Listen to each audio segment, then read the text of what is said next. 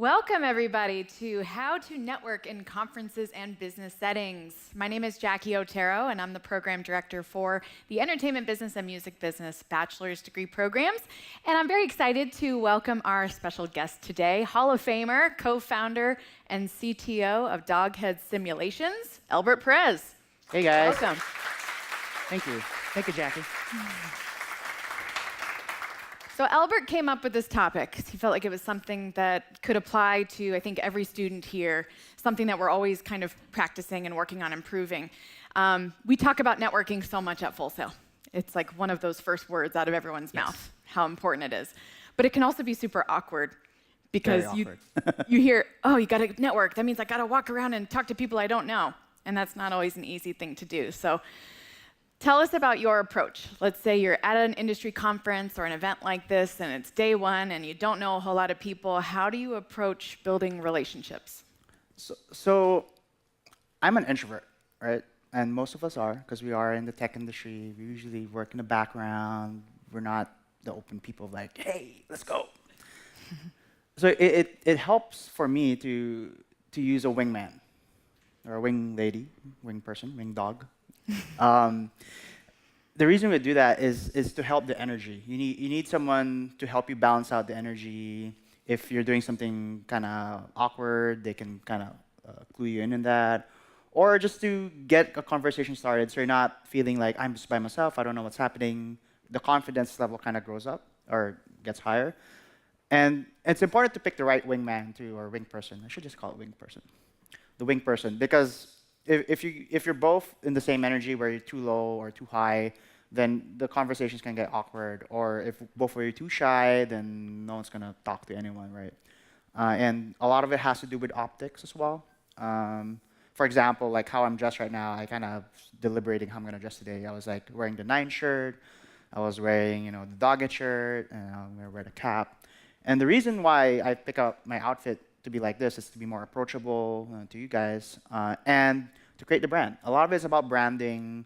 For example, this hat, this was given to me by Mark Diaz, our awesome Full Sail graduate, and it says Quake World Champions. And it says to people who look at me, will usually look at the logo on the cap, says, hey, he's a gamer.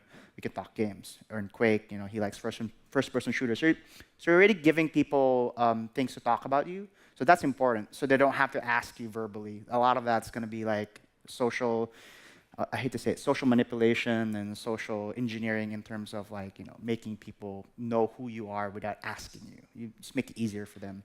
Another reason I'm wearing the shirt, the banana shirt, is I've done a lot of talks at Full Sail using the banana shirt, and everyone loves bananas on a shirt.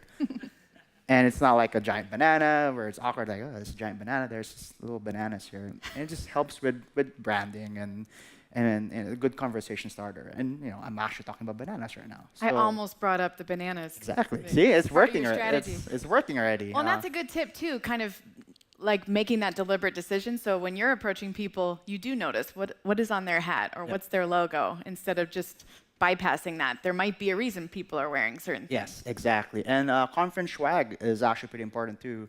Let's say you're a veteran of a conference. You've gone to, let's say, the Game Developers Conference. There's a shirt every year they come out. Let's say you came 3 years ago, and if you wear that shirt, someone from 3 years ago who's seen that shirt, hey, you've done GDC 3 years now, or how many years? It sets the tone that I'm not a new person here. I've done this before, right? Or if you get a conference shirt, put it on. Or a company you adore, like for example, if you want to work for Oculus or Facebook, you wear the shirt. So you start talking, and then you suddenly talk to someone who works for that company. Then they already know, like, hey, do you work for Facebook? No, I don't, but I'm a big fan. And then that kind of elevates a position where they talk to you. Oh, we have something in common here. And that other person will suddenly start thinking, oh, I can bring value to this person because he told me he's a student or she's a student, and I want to help them out. Because the one thing about conferences that a lot of people, like students, don't realize are the people in these conferences, they're professionals. They've gone through the same thing, right? They were once students before. And conferences are there so that people mingle. And anyone who's going to a conference isn't going there to shut themselves out, because that kind of defeats the purpose, right? So don't ever be shy to talk to someone who's been there for 10 years, 20 years, 30 years, or your industry icon. A lot of times you're standing there kind of awkward themselves. They're like, oh, I don't know, no one's talking to me. If you come talk to them, approach them like a real person with respect, don't be too awkward or too fanboy or fangirly, then it becomes a connection, and then you can cherish that connection through the rest of your career. I know one thing that I like to do when I go to a conference, because I'm shy too. I don't like just walking up to people Yeah. that I don't know. I love being active on the conference hashtag on Twitter and seeing who else is tweeting. And then I'll say or I'll respond to something that they're tweeting. And then we might actually be in the same event Yeah. or the same space. And it'd be like, hey, let's meet up and say hi. So to me, it just makes it a little bit more of a warm introduction. So you're not just walking up to a total stranger like, oh, you're so-and-so. Yeah. Yeah, and you kind of see what they're tweeting about. You see what they're interested in. So I use that as Yeah. one of my strategies too. It's a great topic you brought up, like Twitter and Instagram. Usually it's Twitter for conferences. The hashtags are super important. For one, it tells you all the information of what's happening in conference, if there's a party coming up or there's a big event. Hey, this person is here, so you can, and it's someone you're looking up to, you can kind of find them and show up. Or, someone say, hey, I'm here, who wants to meet up? I just want to meet people. And, if you're having trouble meeting people face-to-face as strangers, then you can use Twitter to kind of soften that. It's a great tool. You need to play the social media metagame. It is a metagame.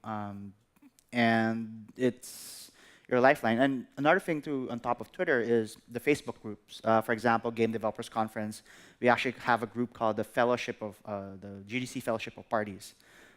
So you can kind of list out all the parties you can go to at GDC and after. But obviously, a lot of people go to those parties, so it's a good way to get started and figure out where to go. And then you figure out, all right, what are the more exclusive parties I can get into? Who will give me those, access codes or the invites? And sometimes it's just a matter of asking for it. Yeah, Somebody exactly. will get you a ticket for it. I was at the Florida Film Festival one year and met up with somebody who I was kind of looking up to as a mentor. And she was like, oh, are you going to the VIP later on tonight? A party later on? I said, no.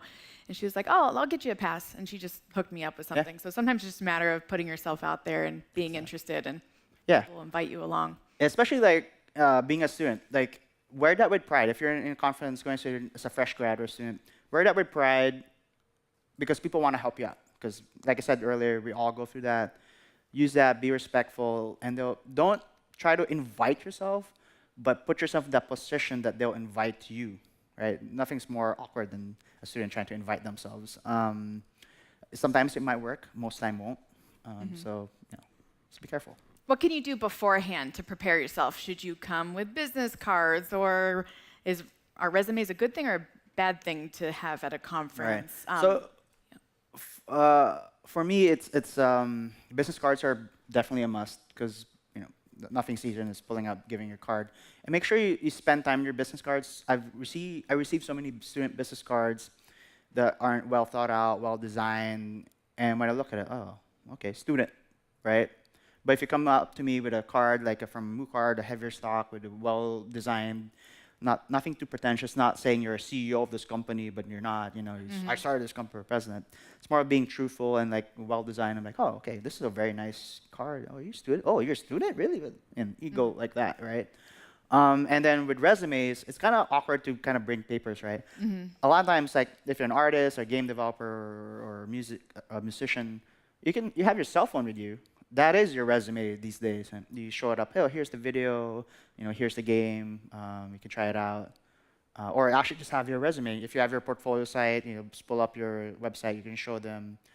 And that's for more of the informal type of conversations. And don't just bring up, hey, look at my video, look at my resume, I'm cool, hire me. That's like the worst thing to do, right? But if someone ever talks and you get to that conversation, oh, what do you do? Oh, this is what I do. You show a video. And make sure the video is pretty short, like 15 seconds, 30 seconds, because it can kind of get awkward if you show them a 2-minute video, a 3-minute video, and just kind of staring at the screen. It's like, you're just wasting my time. So, yeah. Yeah. So what can you do to make sure you're not just making hundreds of acquaintances, that you're actually building some real relationships? Because I think there's a tendency sometimes to just be like, how many people can I meet? And you're just trying to rack up numbers. But quality is, I think, a lot more important than quantity. Yes. So how do you approach that? A lot of it is follow-ups. So a lot of times when you're in parties, people are hyper extended out in terms of their attention span. Right? You're competing with 10,000 other people or 30,000 other people for someone's attention. So it's important that when you get someone's card, you write down notes on it, or if you have some other system to write down notes on who you talk to, and then do a follow-up. You don't have to do a follow-up that day, especially during that conference, because everyone's going to be busy. If you do a follow-up like a few days after the conference, when people kind of calm down and caught up with their emails, then you can kind of reach out. And not everyone's going to reply back, or they might reply back a month later, a week later, because they're so busy. But most people, if you email them and you respect, well, hey, I'm this person you met at the bar, blah blah blah, and you put in like that branding that people will recognize you, right? For example, if in that conversation, let's say you were talking to John Carmack, who's one of the legends of first-person shooters, and he saw your Quake hat, and then he made a comment about that. Oh, you're that Quake hat guy, right? So I'm that Quake hat guy, and then you can put that in your email. Oh, okay, so there's context, right? Because if you just cold email someone and not give them any context and expect them to remember, they're not going to remember. For me, when I hear the students, I get a lot of student emails, and thankfully most of them will say, "Hey, I'm the student you met here doing this." So Foso's been doing a great job at teaching you guys how to network. So that gives me a lot of context, and for me, I really just want to help students out, so I'll give all attention. I'll answer all their questions, help out with your resumes and stuff like that. So the appropriate kind of follow-up is, hey, I'm so-and-so, jog their memory about who you are, and then what, do you ask them a question? Do you ask them for anything, or do you just kind of put it out there as like, hey, I was so-and-so, it was great to meet you, and you leave it? It depends on the context of a conversation. If that guy was literally trying to give you a job, oh, you should talk to someone like this, or I'm going to introduce you to this person. You can kind of spoke them, hey, I'm just following up. You said you were going to introduce me. I would appreciate it if you did. And for most part, they were, oh yeah, I said I was going to introduce you to this person, and then they'll do it, right? But if it's just a conversation, you didn't really have anything quite meaningful or follow up, you can just say, hey, I just want to follow up and say thank you for your time. I really took your advice to heart and stuff like that, and and they'll you'll be on their memory somewhere. And then when you need something and a job or something, you can kind of ping them again that way.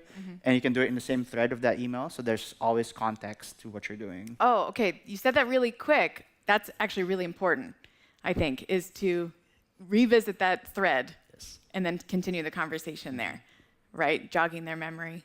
Yeah, it's all about Good tip. context, right? I talk to so many people, and you guys might not realize email, as old as it is still the de facto way of doing business. And just look into the thread. A lot of times, you forget, like, oh, we just had this conversation 5 days ago. Let me backtrack and see what the conversation was, and you kind of go through that. Or it could be 6 months ago. So one thing I recommend too in follow-ups is offer to help them with something.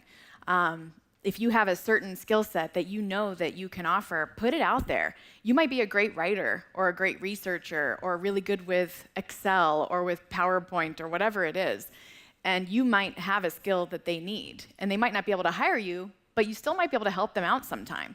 So just putting it out there, they'd be like, hey, I'm a great researcher. If you ever need help with a project, I'd be happy to help you out. And kind of throwing that nugget in there just kind of plants the seed in their head that next time they need help with that, they might think of you. yes, exactly. And the one thing I would say, never ask someone is, if they offer internships or they're doing internships, how much does it pay? Because more likely than not, it's zero.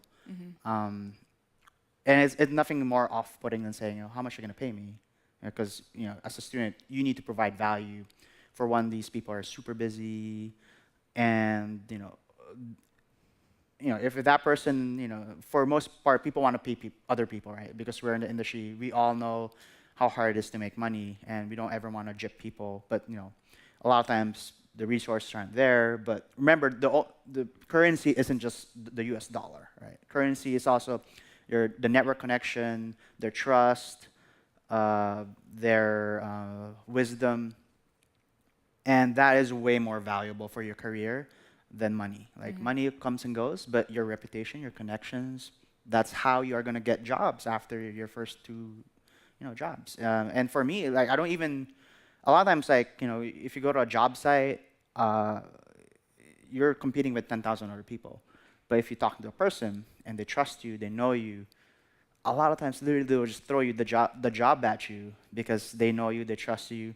Or even in conferences, like, I've worked with so many people that, I never really had a deep connection in terms of like, oh, we're hanging out on the weekends outside of the conference, but I've seen them over the years in conferences, and someone posts, hey, I need help with this job. I was like, hey, I'm gonna help. I want to help you out. And like, yeah, sure, do this. And literally, the job was just given to me, and I could ask for any rate I wanted. And obviously, I didn't, ask them full rate, but it was just that kind of trust that really makes your life easier. What other mistakes do you see people make while networking? Okay. There's a lot. It all depends on the person. So one thing you need to make sure is a lot of times when you're networking, you'll see a lot of group of people in a circle, right? 3, 4, or 5 could be a big group. You need to kind of get kind of stalkery a little bit, but not in a creepy way. Right? You gotta listen to the conversation, see if it's something you can kind of go into, or kind of sneak your way into it. But a lot of it, you need to know the context. See if it's something you can even interject yourself in, or you can say, hey, excuse me, you guys are awesome. Can I just join you guys in the group? And they'll let you in there. But if you come in kind of awkward, just kind of like, some creeper, just like, hey, and just stand there. Like, really, just quietly move into the circle. Yeah, it's very awkward to do that. So just be careful. It's a process, right? It takes years to kind of feel out the crowd and knowing what the conference is like, right? Smaller conferences, they're actually a lot easier to network because a smaller group, there's only really one party for the conference that night, so you can kind of see the same people over and over again. Bigger conferences, there might be 10 parties a night, 30 parties a night, depending on the conference. So it's a lot of it's doing the conferences. I know it costs money. I know it's like as a student, oh my gosh, I can't even, pay for my bills. But the conferences are the reason they're so popular and they're so important because people want the human connection, right? It's cold emailing someone, walking up to someone who's a stranger, saying, "Give me money, I'll do the job." It's a lot of risk there. But if you've seen the person in real life, and you know that they're not, creepy people, or they're not, like a big douchebag, then it's true, right? We don't want to work with people who have the worst soft skills. And this is one thing too. When we're hiring, here's the one thing you don't have to worry about too much in the hard skills, like the technical skills. Obviously you'll have a good foundation when you come out of Full Sail that way, but you will have to retrain anyway in how people do things. It's the soft skills that really make you hireable. If you're a go-getter, hard worker, you're very responsible, you're on time. That's the one thing. Be on time all the time. Don't be too early. Don't be like 30 minutes early. But don't be. If you're like 5 minutes. If you're on time, you're late, right? But be 5 minutes. Kind of hover around, see where the situation is, but be on time, and and come back to soft skills. If I don't want to go out and have a drink with you after work, then you're doing something wrong. Because working in our industry, it's hard. It's long hours, and most of us are alcoholics. It's true, but you don't have to be. But you can hang out at a bar, drink water. It's just the fact of like knowing how people are in a company, doing your research, and then really kind of mirroring how they are. But don't lose who you are, obviously, right? But in that first job, you got to do what you got to do to get that job, and then maybe you'll find something new about yourself. I would say one mistake I see sometimes in follow-up emails is when they throw out a question to you, and it's something that they could easily Google, and you're like, do you want me to Google this for you and send it to you? You know what I mean? So just be real careful about what you're asking them. You want to ask them for some insight that you couldn't just find out on your own. And that's where being the stalker is super important. Because if you do your research on that person, what they're an expert in, because believe me, like any expert, if you ask them a little bit even deeper than the usual Googleable question, they will just go to town and they'll love you because experts in their field, they love what they do. There's a reason why they spend 100 hours a week in a given topic because they love that. And if you just kind of open that, they'll just love you. All right, I have more questions for Elbert, but I would love to see what questions you guys have. I want to make sure we get to that. So if you have any questions, we will take a few now. I think we have we got a microphone. mics coming around. Hey, so when it comes to, say, like giving out business cards, right? I've had a situation where, or multiple situations, where I'll hand out a business card, but the person doesn't have a business card. Mm-hmm. And so you kind of just float around like, hey, here's my information, but then you either never hear from the person or they say, oh yeah, I'll get back to you, and then kind of like disappear type thing. How do you deal with that? Is You that just- like just you have to deal with it, or like do you like try to get information from them without trying to be weird? It could be two things, right? It could be like they don't want to give you your business card, or really they ran out of business cards. Right. It's just unfortunate that way. If they really like you and you made a good impression, they'll reach out to you. But it's there's nothing you can do about it. Or you can do, hey, can I connect you on LinkedIn, and pull out the phone that way. That's So- what I was going to say, yeah. And make sure you get their full name so you know how to look them up, and then you can usually find a way to follow up with them still. Thank you. Hi, Elbert. Hey, Jackie. Hey. My name is Jose. I'm in the music business program. And I just wanted to ask you, what is something specific that you did, whenever you're trying to build a connection with someone, something that you did to help them, just so they can kind of remember you and to start that relationship? My goal in every interaction or networking thing is to provide value, right? So it could just be making someone laugh, making someone smile. It doesn't have to be like straight up work, and nothing. And here's about networking, right? You have to feel the situation. It's like in real life and talk to friends or strangers that are not in your industry. It's about, all right, how do I make this person smile? How do I make this person happy? And then if that conversation naturally comes up about work or something, then you can provide value and interject yourself that way.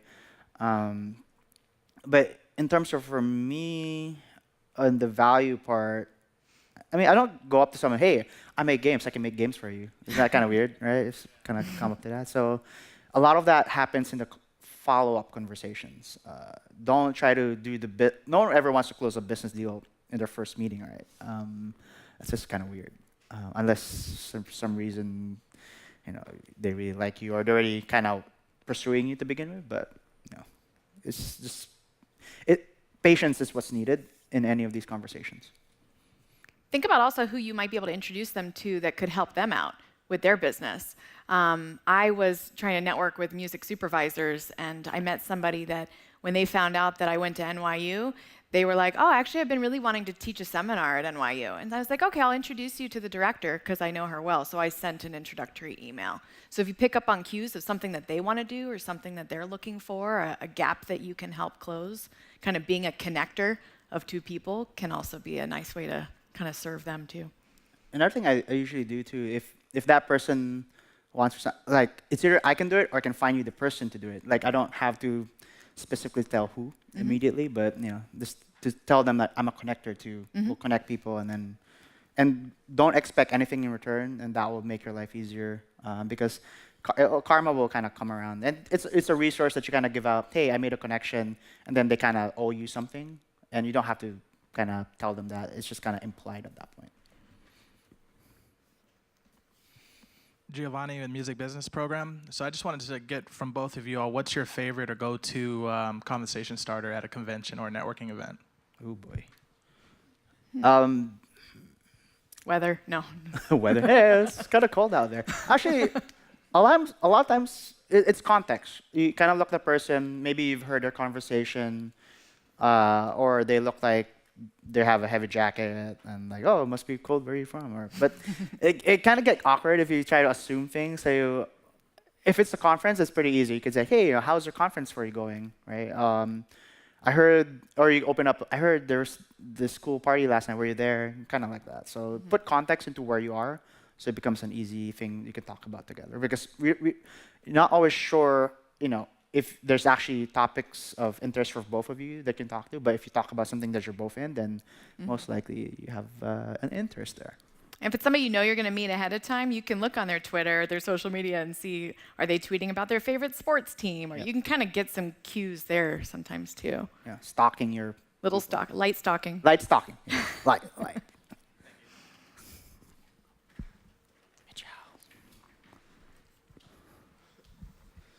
Hey there. Hey. Hey. So I went to the Career Networking Summit on Monday, and had a programming interview on the spot, and I accidentally said something embarrassing. So I'm wondering if you have any kind of funny networking stories that might offer a lesson. Oh, I would never say that on a stream. Uh, a lot of it's like, I kind of forget about those moments. It's like no reason to kind of dwell on them. A lot of them is just kind of like assuming someone else was someone. It's kind of funny, like, oh, hey, oh, wrong name. Or they come up to you and like, hey, Albert, like, who are you? Like, come on, we've been hanging out Hey, the buddy. Yeah, it's like, hey, bud. So that kind of get awkward, but it's happened to everyone, right? So it's not, no one ever put it on you. So I know I've definitely tried the thing where there's 3 or 4 people talking, and you kind of walk up to try to say hi and get in, and sometimes you just don't get in. Yeah. And it's sort of like, okay, moving on, you know? So it's always a little embarrassing, but you got to kind of power through it. yeah, you just have to have thick skin and don't dwell on it. It'll be next time. Everything's a learning experience, Yes. right? Hello, my name is Lito. I'm the game design field. My question's for Elbert. I went to a green room with Aaron Cook yesterday, and he was saying that we shouldn't overextend ourselves on business cards. Like, you don't put, I'm this and this and this. Like, for us in game design, I noticed that game designer is not really something that people want to see on a business card. Do you have any suggestions of a title that might work better, especially for us students? Work on more technical titles, more on the ground, because especially if they know you're a student, if you put level, let's say gameplay scripter or level lighting expert, something like that, like something less nebulous. And the reason why Aaron said that is you want to focus, and it's all about branding, right? Brands that don't have focus, no one really knows. Like when I say BASF or GE or 3M, like you know of the brand, but you don't really like know what they're doing. But when you say Apple or Nike, you know exactly where they're hyper focused to, and that applies to yourself. So you brand yourself that way. Wear a funny hat, wear a shirt. You know, Grant Shankwarler, he always wears rugby t-shirts, and everyone knows him for that. And you know, he's a designer, a producer, but you know, he worked his brand that way so that you know he's approachable in that sense, and he loves rugby. So it's always a starting conversation if you talk to someone who loves rugby. It's kind of like football. You know, you can talk about it all day, all night. So focus. Piggybacking on the business card thing, I had a couple panels in the film and TV green rooms where the universal comment was, there's nothing worse than getting a pocket full of business cards at the end of the day that pull them out in the hotel, toss them in the trash, and generally it's not very accepted there unless they come with the attachment of you introduce who you are, you make an impression on them. At what point do you feel it's appropriate to give them that business card after you feel like you've made the impression? No one's gonna say no to a business card. Or a lot of times you can ask for a business card, and then you can give yours. But it's kind of weird for people to just throw out a business card in the trash, especially you know if you got them. I don't know why it would be bad to have a pocket full of business cards. I think that you just did a good job. You know, you got business cards, you got networking, you got leads to follow up, right? But remember, like you know, like a stack this thick, you might only get 1 or 2 meaningful connections. So you kind of have to go through the numbers. But it all depends on the conference too, right? I mean, different industries have different views on the business cards or how they do communication. So figure out what that is and mimic it. Like, follow the standards of what their industry does, and then you can kind of figure out from there how you want to do it your own way. Any other questions or online? Okay, well, I've got oh, here we go. So you keep saying like if you want to get like really in with them, you need to also offer something that you can do for them. What if you don't really have that much that you can do for them? Like you're a student just coming out of college, you don't really have that many people that you know, you don't have skills that are like have been used in a professional sense yet. How can you still offer them valuable? then you have to figure out what you can actually give in value, right? Yeah. If you keep saying that I don't have anything of value to give, then why are you even in a conference, right? So you need to prepare, right? You need to see, all right, how do I brand myself? How do I provide value? All right, I'm a good writer or a good game designer, a good music, music person. And really just tell them that. Even, it's kind of hard because like a lot of times when you're a student, you kind of know that you want to do something, but there's no, it's chicken egg. I want this experience, I want to provide that. But what you can provide is your enthusiasm, your free labor, as hard as to say that, free labor. And that you'll show up, you'll be that hard worker, you're someone that they can mentor or work with. That's the value, youth, that it is. Because as we get older in our careers, it gets tiring, or there's always some job that I don't want to do anymore that I'm sure someone up and coming in the field wants to do, and you provide them that. So you have that energy that you have to provide, and do find you have to find that thing that you can provide value. Don't ever say I don't have value to provide, and why are we even talking, right? You're just wasting my time. So find that what you can give to someone. And I think you're probably completely underselling yourself. I know for me, looking at the students in the business school, they kill a keynote presentation. They know how to do things that I have no clue how to do. And if you've ever been to an industry conference and you've seen the types of slideshows that they show in the corporate world, they are ugly and very boring. We are very spoiled here at Full Sail. Like we do snazzy presentations here. So even something like that, like if you know how to manipulate a slideshow, that could be something somebody could need sometime. So don't undersell yourself. Yeah. Or like I'm the greatest coffee maker in the world. Hey. It is legit. Like I will love someone who will make me coffee in the morning that tastes so good, and like that value provide. Remember that you might laugh, right? Coffee is what powers our industry, right? And a good cup of coffee can make you super productive, and that person will be happy, and happy memories connected to you with coffee is super important.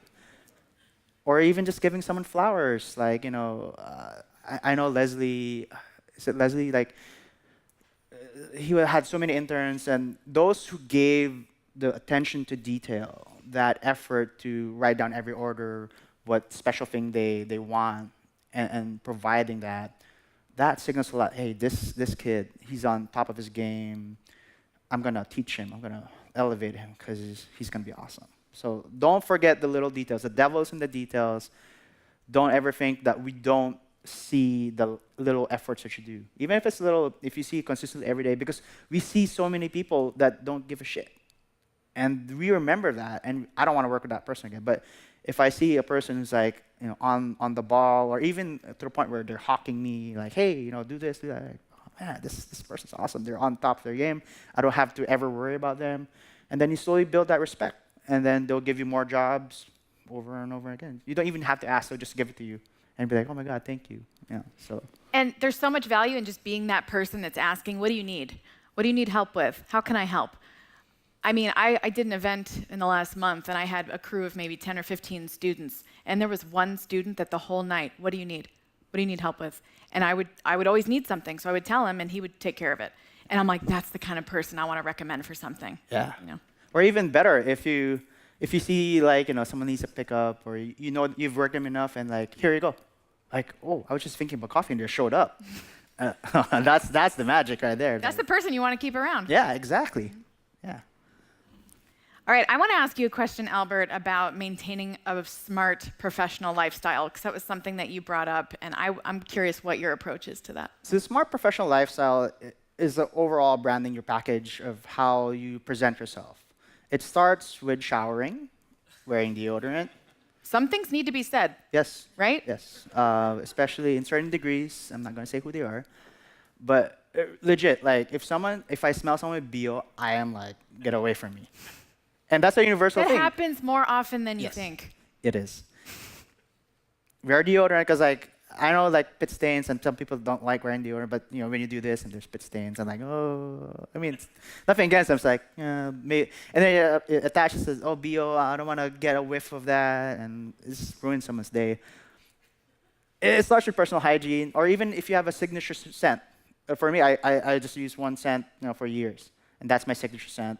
so that when you shake someone's hand or hug them, they smell you, and then that connection is a very strong. Smell is the strongest connection ever, or sense of sensation ever, and people remember you for that. So if you always smell fresh, look fresh, then you're good. So there's that personal part there. There's also your digital footprint, your LinkedIn, your Facebook, your Instagram. Always keep that clean, professional. You can post about your personal life, but don't post. You can post funny stuff, but obviously use better judgment. Don't post things that you don't want your mom to see. There's also the part of how your personal portfolio site. A lot of times it's not enough to just have LinkedIn or Facebook because the formatting there is kind of controlled. But if you have your own website, you can really show who you are and what you've done, and really list out all your accolades and what you've worked on. A link to your resume if you want, and make it so that you actually have your own URL too. I see so many students that do something.wordpress.com. Like, no, you just ruined your brand. It just means you didn't spend that $12 a year to buy a URL. It's these little things, and that adds up. If you do all the right things, the little things right, they add up. If you do all the wrong things little by little, they add up. So that's part of that.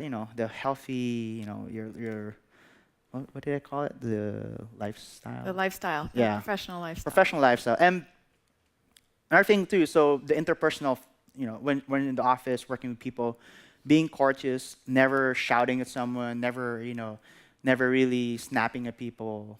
Or if you do, sometimes you can't avoid it. You snap at persons because a lot of things are at stake, right? So you want to say sorry after that, and you don't want to do resentment and stuff like that. So having that positive relationship is pretty key, because you in an environment where high performers, but they are the worst people to work together, the sum of their efforts is like lower than what each individual person is. But if you're in a group where you all get along well, you kind of are in sync, but you might not have the best hard skills or technical skills, but your sum of your skills is like way greater. So I think those are the Great. Well, this went by really fast. Do you have any final comments or tips to share before we wrap up? Yeah. So when you network, one, do light stalking. No, research about your target, research about that person you want to meet. Two, be cool, right? Don't be that person who will force themselves in their conversation or force themselves that person. Just chill, be patient. If the opportunity is not there, it's not there. Nothing will kill it faster than forcing yourself to do it, and then they remember, oh, it's that person that keeps forcing themselves or left a bad taste in my mouth. It's hard to undo bad memories, but good memories, once they're there, they're easier to build on. So just be chill and don't be a jerk. All right, good note to end on. Yeah. Let's give it up for Elbert. Thank you.